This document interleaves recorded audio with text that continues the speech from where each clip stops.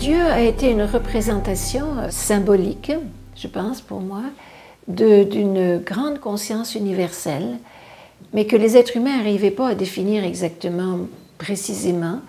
Alors on l'a appelé Dieu et on lui a donné des prérogatives un petit peu humaines, mais maintenant on dirait que Dieu s'élargit et devient beaucoup plus universel, beaucoup plus souple, je dirais beaucoup plus adapté à notre conscience actuelle.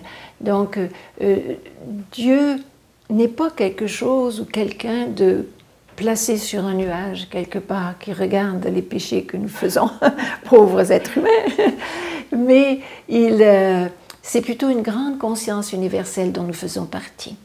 Et cette conscience universelle est à l'extérieur de nous, mais elle est aussi à l'intérieur de nous. Puisqu'on sait que nous sommes tous un, nous faisons tous partie du grand champ d'énergie quantique, en physique on appelle ça comme ça. Hein?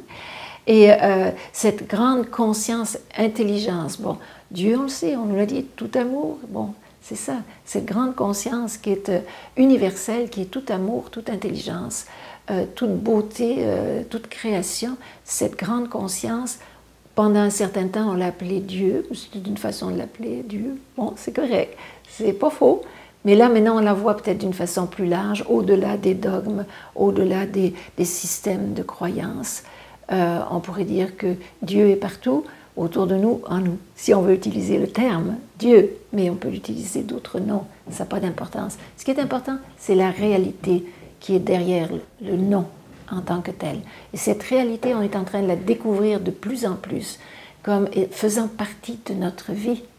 C'est quotidienne. Ce n'est plus à l'église d'un côté et les autres choses à la maison. On dirait que cette grande conscience imprègne la totalité de nos vies maintenant pour faire en sorte que notre monde change.